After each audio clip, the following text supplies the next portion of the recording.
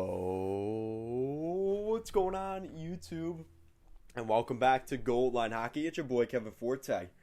And we got to take a look today at your Toronto Maple Leafs. Guys, the Maple Leafs, what is going on in Toronto? We got to go over that right now.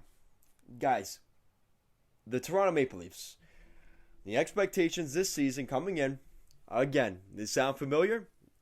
This is the year. The Leafs have to get it done. They need to find a way to get some wins. They need to show some urgency. They're doing it again. They are struggling. Now, this is even more concerning because the last couple seasons, the Leafs have been good during the regular season. They've been winning the Atlantic. They won the Canadian division. They've been good in the regular season and then flop in the playoffs. But this season, they're not even doing that. You look at their season so far. Opening night, they play the Montreal Canadiens. 2-1 victory. Great. Start the season 1-0. You're undefeated. Game 2, Peter Mrazek. Oof. Bad voice crack. Peter Mrazek comes in. And they lose 3-2 in Ottawa. 1-1. They played the Senators again at home. 3-1 victory. 2-1. 2-1 to start the season. Then the Rangers come in. And that was the first game with Austin Matthews back in the lineup. With Austin Matthews in the lineup, they are 0-3-1 with Matthews in the lineup. Probably didn't think that made any sense. Yeah, it doesn't make sense. They had a 2-1 overtime loss against the Rangers, a 5-3 loss against the Sharks. Oh, it gets better, guys. A 7-1 loss in Pittsburgh. And even better, they play Freddie Anderson, their starting goaltender from last season and the past couple years, and they lose to him 4-1 in Carolina. Yeah. So right now, the Leafs are 2-4-1 on the season, and you just wonder what is happening. And injuries play a part. Injuries do play a part. Very little. Alex Steeves is out. Ian Scott, the fourth goaltender, he was hurt. And now Peter Mrazek is out, which is the crux of it. He became injured Monday. So, yeah, that's where the Leafs are at. And I understand that they expect Mrazek to be there. That is a huge loss for the Leafs. No doubt about it. But still, this is a problem. This is a team that was supposed to win, at the very least be top 2 in the conference, right? Or at the very least in their division. All things aside, in the division, in the Atlantic division, it was probably going to be them, the Florida Panthers, Tampa, right? We all assumed it was going to be those top 3. And then the second tier of maybe you get into Boston, Montreal. Yeah, maybe not Montreal. It seems like it's probably going to be Ottawa, Buffalo, and Boston. Those 3 teams kind of fighting it out, right? So, the Leafs are not there right now at all. And what's probably the more concerning thing is you're seeing again the problems with your top guys not getting it done. You look at Mitch Marner. I hate doing this. He's got 1 point this season. It's an assist. Marner, through the first 7 games of the season, does not have a goal. Austin Matthews has 1 goal in 4 games. Again, maybe lingering injury, but that excuse doesn't really work. He's got 1 point, right? So each of them has 1 point. Marner and Matthews, 1 point. Nick Ritchie has really struggled. He doesn't have a point for the Leafs. He's a -3. David Kampf, I thought he would be a nice addition in the bottom 6. He's a -5. He's not doing so hot. TJ Brody, -2. Justin Hall, -6. Jake Muzzin, -7. Andre Kasha, -5. Mitch Marner, -4. Austin Matthews, -3. John Tavares, the captain, -4. Do you want me to keep going? This isn't getting any better. The point leader for The Toronto Maple Leafs right now with 2 goals and 3 assists, 5 points in 7 games is William Nylander and Jason Spezza.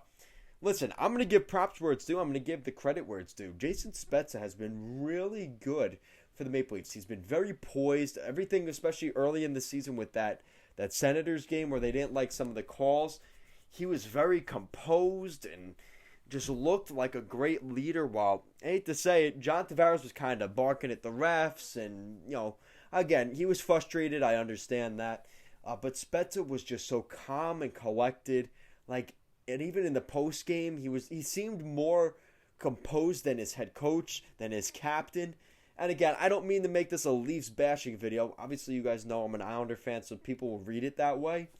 But I mean, even Michael Bunting, he's got 4 points in 7 games. He's 3rd on the team in points. Now, I was expecting him to do well for the Leafs this season, but he shouldn't be 3rd on the team in points.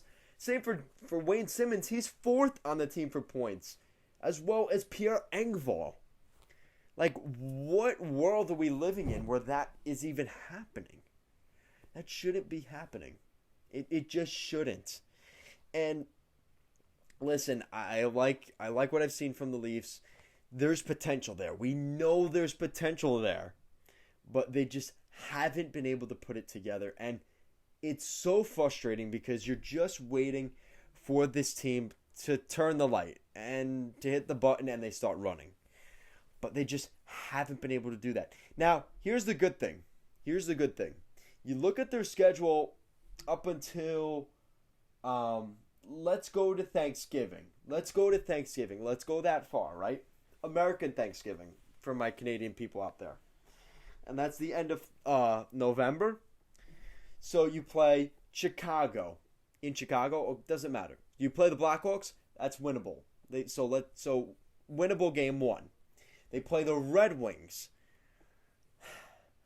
Let's say a draw. So let's say they go 1-0-1. Let's say they pick up a point in that one, right? The Golden Knights. You should win that game. It's the Golden Knights, right? 2-0-1. You got Tampa. 2-0-2. Because there's reason to believe they could win that one. The Bruins, another toss-up. So 2-0-3. The Flyers, okay, I'll give them the L on that one. The Flyers look good. Calgary looks good, 2-2-2. Buffalo, they're Buffalo, but they look good to start this year, so I'm going to give them the loss. But, again, they're the Buffalo Sabres. Then you play Nashville. There are winnable games here, but the problem is you do have some games that could be tough. You have the Flyers, the Rangers. Now, this is the thing. Right before American Thanksgiving, you have, in a matter of a little time, you have the Rangers, the Penguins, the Islanders, the Sharks, all within a pretty short time there, right around American Thanksgiving. That's going to be difficult. That's going to be a difficult stretch there for the Leafs. So if they find a way to beat Chicago, Detroit, and Vegas, teams that are struggling just like them, it could get them out of this hole sooner. And the thing is, too, after this game in Detroit, they have 4 games at home in a row. They head to Philly, and then they come back home to play Calgary. So for a little stretch, they're going to have a couple of home games. Then they play Buffalo, and then they have another 3-game homestand before going to Long Island to play the New York Islanders. So there's going to be a pretty long stretch here where they're going to play home games. They have to find a way to win those games. It's too important for the Leafs right now. And you watch this team, the fan base is definitely starting to look a little bit disengaged, which is definitely concerning. But this is a team that we expect more from. We want to see the Leafs having success. And when you start the season 2-4-1, there's going to be that genuine concern. And tonight they play the Blackhawks. For you guys, it's tonight. This is a big one in Chicago. A team that has not won a game yet this season. How humiliating would it be for the Leafs to go into Chicago, both teams' backs against the wall, and they give the Blackhawks their first win of the regular season in Chicago? How disappointing would that be for the Leaf fans? We're already seeing sweaters thrown on the ice at Scotiabank Arena. And now you add a potential L in Chicago against a team that looks pretty much dead right now, especially with all the off ice stuff, which I made a video about that last night. Um, I don't know what to say, but it's going to be very, very interesting in Toronto. They aren't that far from that situation themselves because of the expectations that were set for this team early in the season. And we'll see if they can dig their way out of it. So, guys, let me know what you think in the comment section down below. What is the problem with the Toronto Maple Leafs? Is it management? Is it, Kyle Dubas and Brendan Shanahan? Is it that high up? Is it the head coach? Is it Sheldon Keefe? Is it the captain, John Tavares? Is it the star players, Matthews, Marner? Is it those guys not playing? Let me know what you guys think down below. And if you guys like what we're doing here at Goal Line Hockey, want to see the latest news around the NHL and more videos just like this one, make sure to give this video a big thumbs up and an even bigger subscribe down below. Guys, make sure to check out our Streamlabs shop in the description down below. You can check that out, help support the channel, but maybe you're running a little low on the funds this month, or just, you don't want to give money. That is absolutely fine. That is okay because, like I said, you know what's free? Thumbs up and subscribe. And even thumbs down. That's also free. It also helps the channel. It grows the algorithm. So thumbs up and thumbs down helps me either way. I do appreciate the support. As always, guys, thank you so much for watching, and I will see you again next time.